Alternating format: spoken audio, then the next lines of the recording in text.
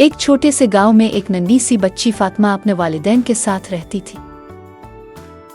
فاطمہ نہایت فرمانبردار اور نیک دل لڑکی تھی۔ وہ ہمیشہ دوسروں کی مدد کرنے کے لیے تیار رہتی اور اپنے بڑوں کا احترام کرتی تھی۔ ایک دن فاطمہ اپنے اسکول سے واپس آ رہی تھی کہ اس نے راستے میں ایک بوڑھی عورت کو دیکھا جو ایک بھاری تھیلا اٹھائے چل رہی تھی۔ بوڑھی عورت بہت کمزور لگ رہی تھی اور تھیلا اٹھانے میں مشکل محسوس کر رہی تھی۔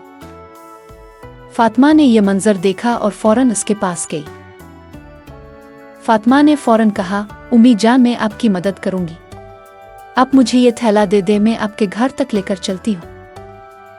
بوڑھی عورت خوش ہو گئی اور دعا دیتے ہوئے کہا، اللہ تمہیں ہمیشہ خوش رکھے بیٹی۔ فاطمہ نے تھیلا اٹھا لیا اور بوڑھی عورت کے ساتھ چلنے لگی۔ فاطمہ نے خوشی سے بوڑھی عورت کو الوداع کہا اور اپنے گھر واپس آ گئی۔ فاطمہ کے والد سخت بیمار ہو گئے۔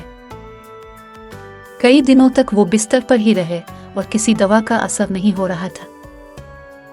وہی بوڑھی عورت فاطمہ کے گھر آئی اور جب اسے فاطمہ کے والد کی بیماری کا علم ہوا تو اس نے کہا، بیٹی پریشان نہ ہو، اللہ تمہاری نیکی کا بدلہ ضرور دے گا۔